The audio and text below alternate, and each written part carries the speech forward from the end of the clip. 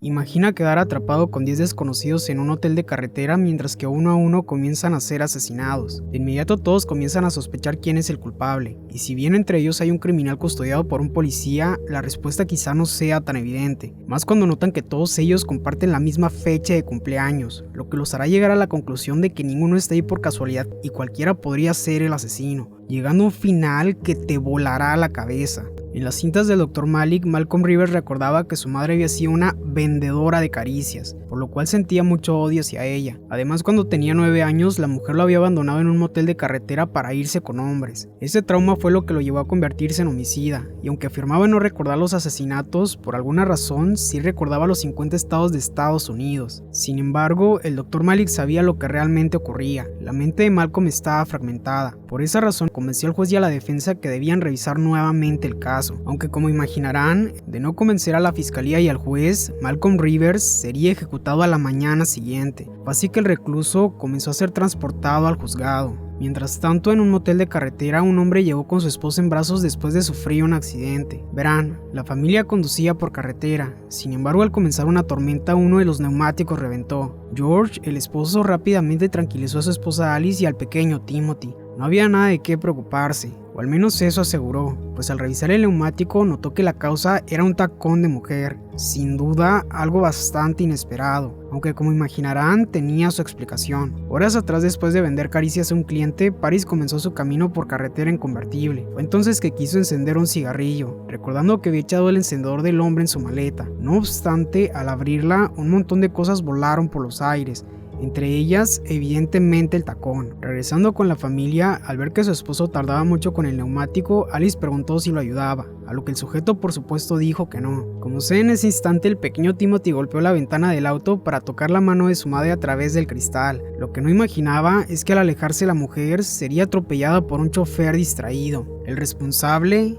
Ed, un chofer de limusina que llevaba a una famosa actriz llamada Susan hasta su hogar. No obstante, a medio camino la mujer le pidió pasarle una batería de repuesto para su teléfono. La quería con urgencia. Por la lluvia, nuestro amigo comenzó a buscarla con cuidado, pero como la mujer comenzó a gritarle desesperada, terminó por distraerse, lo que finalmente concluyó en el accidente. Al ver lo sucedido, Susan intentó convencerlo de irse, pero entendiendo que era su responsabilidad, nuestro amigo se bajó para ayudar. Lástima que los teléfonos no tenían señal, así que buscando una solución que trasladó a todos hasta el motel. Solo vio un problema. Ahí tampoco servía el teléfono. Desesperado, Ed como última opción dejó a Susan en el motel y comenzó a conducir a toda velocidad en busca de una ambulancia. No obstante, a medio camino Paris lo detuvo para pedirle un aventón. Su auto acababa de fallar. Aceptando, nuestro amigo la llevó. Sin embargo, al ver la dirección en la que iban, la chica comentó que la carretera estaba inundada. No podrían pasar. Pese a esto, Ed dijo que debía intentar. Mientras esto ocurría, Susan se registraba en el hotel. Para esto, Larry, el encargado, sacó una copia de su identificación. No obstante, lo que más llamó la atención del sujeto fue que la actriz tenía mucho dinero en su cartera. Volviendo con Ed, justo como había dicho Paris, el auto se había atascado. Pese a esto, no todo era malo. Justo en eso otro coche llegaba. Ed de inmediato contó la situación a la pareja, y aunque en un principio el uno quería llevarlos, al ver a Paris cambió de parecer, incluso pidiendo a su esposa Ginny que abriera el maletero. Sin duda, Lou estaba muy interesado en la chica. De vuelta en el hotel, nuestro amigo contó lo ocurrido a Larry.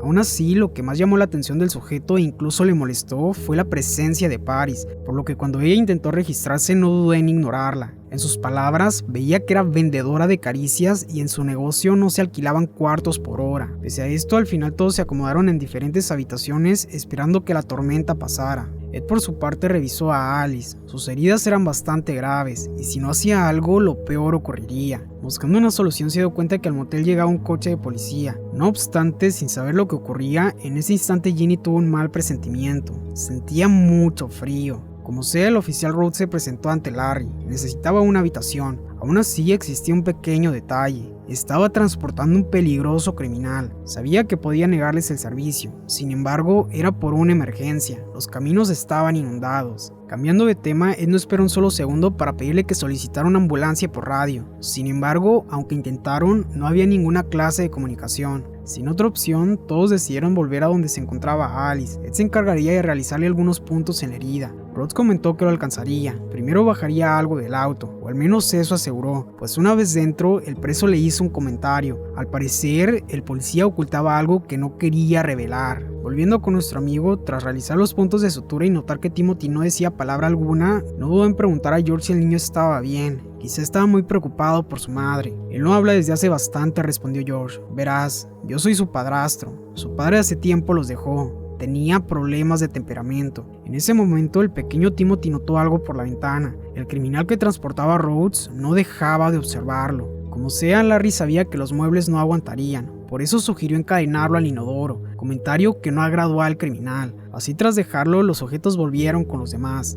Al ver a Rhodes, dijo que podían turnarse para revisar la radio, pero más que sospechoso, el sujeto respondió que no hacía falta. Él se encargaría. Dejando esto de lado, al ver que Paris batallaba con una máquina expendedora, el oficial comenzó a coquetear con ella, y pese a que la chica la rechazó, la actitud del oficial era bastante peculiar, aunque como imaginarán no era el único que guardaba secretos. A fin de cuentas, la mayoría parecía ocultar sus verdaderas intenciones. Paris, por ejemplo, tenía una maleta llena de efectivo. Larry, por su parte, no dudó en guardar un montón de documentos y una fotografía para que nadie los encontrara. En cuanto a Lou, aunque decía ser el esposo de Ginny, ni siquiera dormía con ella. En cambio, solo miraba la puerta sin siquiera parpadear. Volviendo con Rhodes, el sujeto bajo su saco tenía una gran mancha de sangre en la parte trasera de su camisa. Y por último, el criminal poco a poco buscaba la forma de escapar. Como imaginarán, todo aquello eran cosas sin importancias para Susan. Lo único que ella deseaba era llamar a su agente. Por eso, en medio de la lluvia, decidió salir en busca de señal para su teléfono. Cubierta con una cortina de baño, la mujer se movió por el oscuro lugar. Lo que no imaginaba es que en eso alguien la atacaría.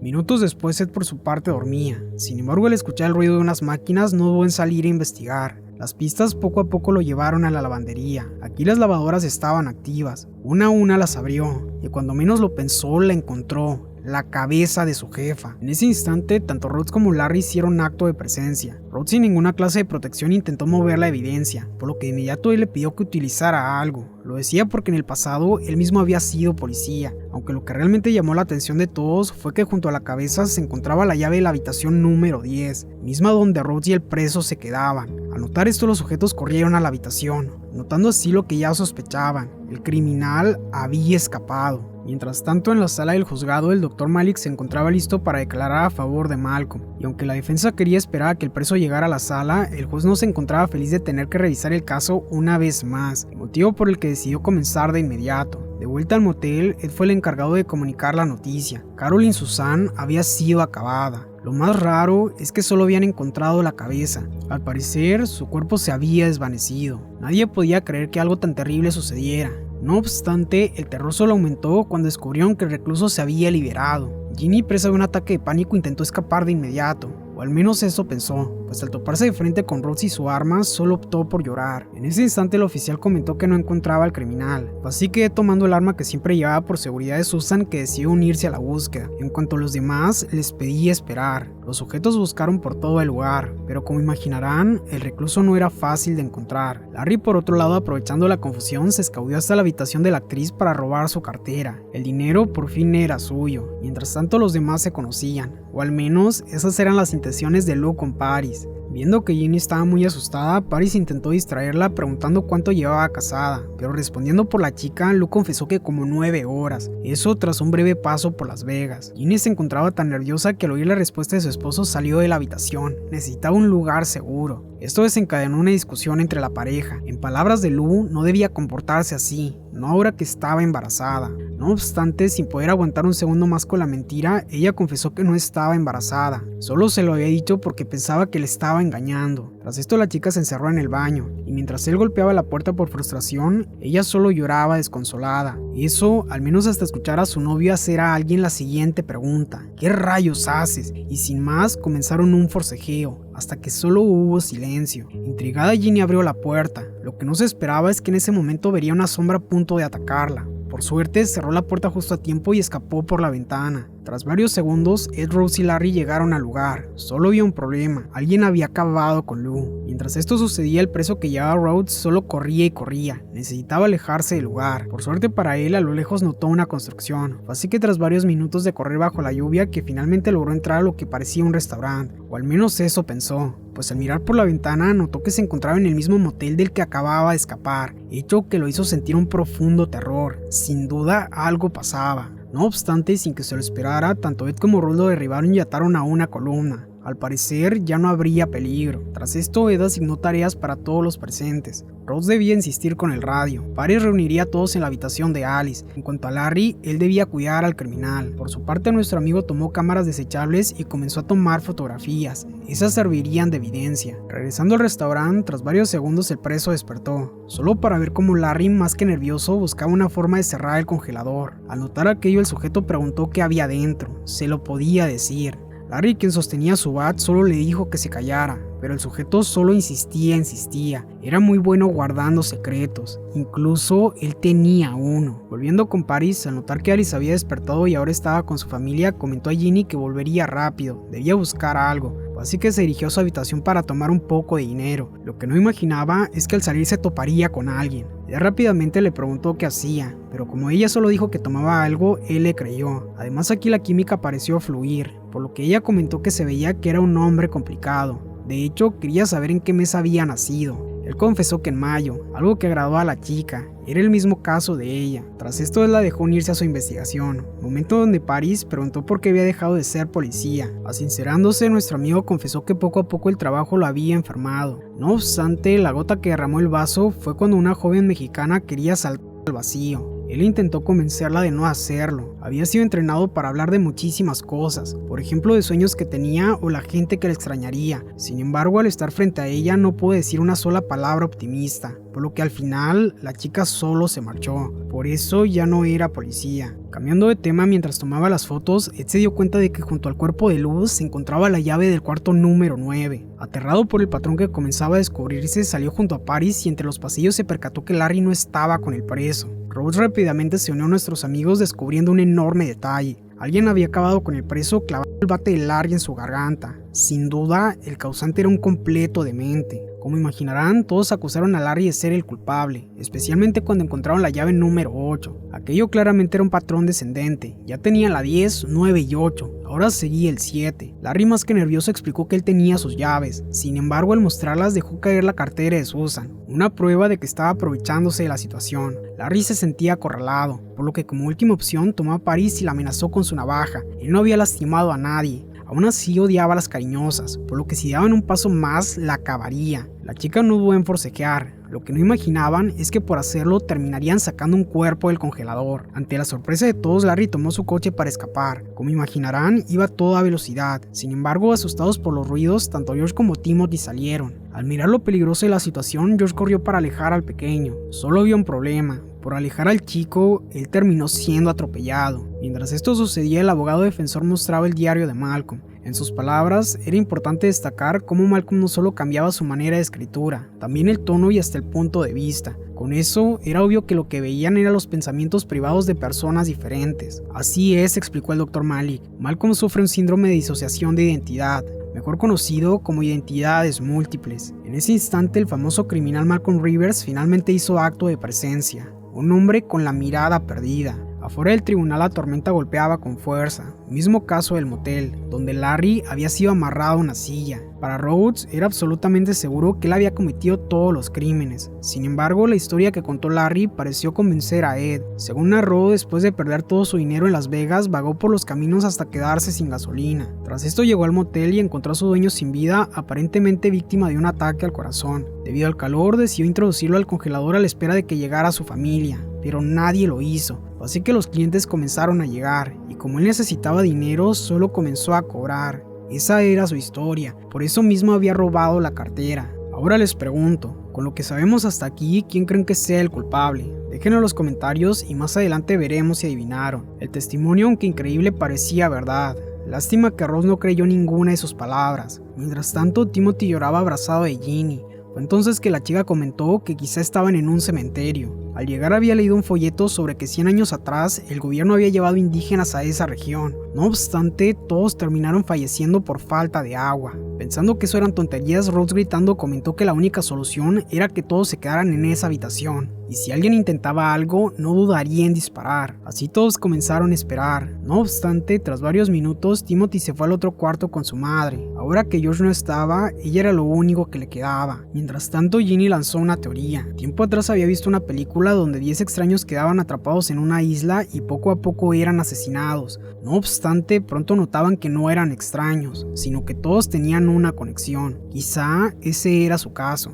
Los chicos intentaron dar con alguna, pero como no encontraron ninguna, Ginny fue por Timothy para que dejara descansar a su mamá. Pese a todo, Paris siguió buscando una conexión. Quería saber a dónde se dirigía cada uno antes de llegar al motel. Por ejemplo, ella volvía a su antiguo pueblo en Florida para comprar una huerta de naranjas. Esa era su meta. A él le pareció un sueño agradable. No obstante, en ese momento Rose escuchó algo en el cuarto de al lado. Así es, Alice había fallecido. Al parecer, no había podido soportar las heridas del accidente. Al ver a su mamá, Timothy comenzó a llorar. Ahora estaba solo en el mundo. Los chicos rápidamente alejaron al pequeño. Sin embargo, pronto el terror se hizo presente. Junto a la mujer se encontraba la llave número 6. Para Ed aquello era imposible. La mujer había muerto por culpa de un accidente, no por un criminal. Paris entonces comentó que si había llave número 6, antes debía estar la 7. ¿Y qué creen? Al investigar el cuerpo de George, notó que tenía razón. Paris comentó que eso era imposible. Todos habían visto que había sido un accidente. Nadie podía predecir algo como eso. Nadie humano, respondió Ginny. Burlándose, Ross comentó que tenía razón. Seguramente era el fantasma del tipo del congelador. Dejando de lado esto, la situación era tan extraña y perturbadora que Ed pidió a Paris tomar un auto y llevarse a Ginny y Timothy de ahí. Sabía que no podrían pasar por las calles inundadas, por lo que al llegar debía darse la vuelta y conducir en la dirección contraria, así hasta el amanecer. Lo importante era mantenerse lejos del motel. Los primeros en subir al auto fueron Ginny y el pequeño. Sin embargo, Ross no estaba de acuerdo. Para él todos eran sospechosos. No obstante, y sin que se lo esperaran, el coche de pronto explotó. Con una velocidad increíble los chicos usaron el extintor. Solo había un problema. Los cuerpos se habían esfumado. Aquello parecía imposible, debían estar ahí. Sin embargo, al revisar los demás, se dieron cuenta de algo aterrador. Ninguno de los otros cuerpos estaba más en el motel. Ni siquiera había manchas de sangre, como si nunca hubieran existido. Aquello hizo que Paris comenzara a llorar. Ella solo quería salir de ese lugar. En una semana cumpliría 30 años y lo que más deseaba era volver a casa para cosechar naranjas. Al escuchar sobre el cumpleaños, Larry comentó que él también cumplía en una semana, específicamente el 10 de mayo, algo que asustó a todos los presentes. Esa fecha era el cumpleaños de todos, y al revisar los registros solo lo confirmaron. Todos los que habían llegado esa noche compartían cumpleaños. En ese instante un rayo cortó la energía, por lo que con gran velocidad los chicos buscaron resolver el problema, aunque esto no era el caso de Ed, quien mirando un poco más los registros se dio cuenta de algo. Todas las personas que estaban en el lugar tenían un nombre relacionado con los 50 estados de Estados Unidos, por ejemplo Ginny Virginia, Paris Nevada y Ed Dakota. En ese instante Ed descubrió que la realidad quizá no era lo que creía, y cuando menos lo pensó, notó al Dr. Malik frente a él. El doctor le dijo que había faltado la última sesión,